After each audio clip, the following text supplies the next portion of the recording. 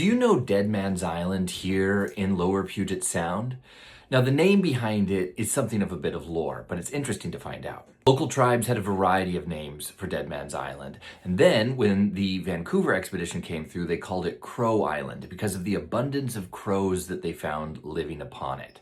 Later, the Wilkes expedition rebranded as Scott's Island, and then in the 1970s, it was called Cutts Island. Cutts came from naval officer Richard Cutts, who did soundings of the Lower Puget Sound area in the 1870s.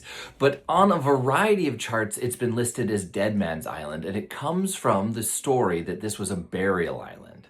Above ground burials, tree burials, and canoe burials have been a common practice of the Coast Salish people for many generations. Above ground tree burials would involve the deceased being raised up on a platform and then lashed into the tree until nature eventually took everything away. As the Puget Sound region was being colonized over the years, multiple anecdotal evidence points towards people discovering canoe and tree burials over time.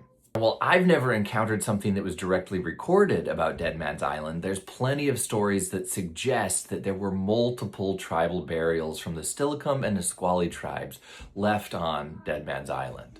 Today, Dead Man's Island, or Cutts Island as it's listed on the charts, is part of the state park system, and at 5.5 acres, it's pretty small, only accessible by boat, and no one has discovered human remains on it for a very long time. But the name and the lore have stuck. There's actually a really phenomenal kayak guide and outfitter, Dead Man's Island Kayaking, who can take you out through that region. So if you'd like to explore the area a little bit more, I highly recommend them. And stay curious, my friends. Keep on exploring.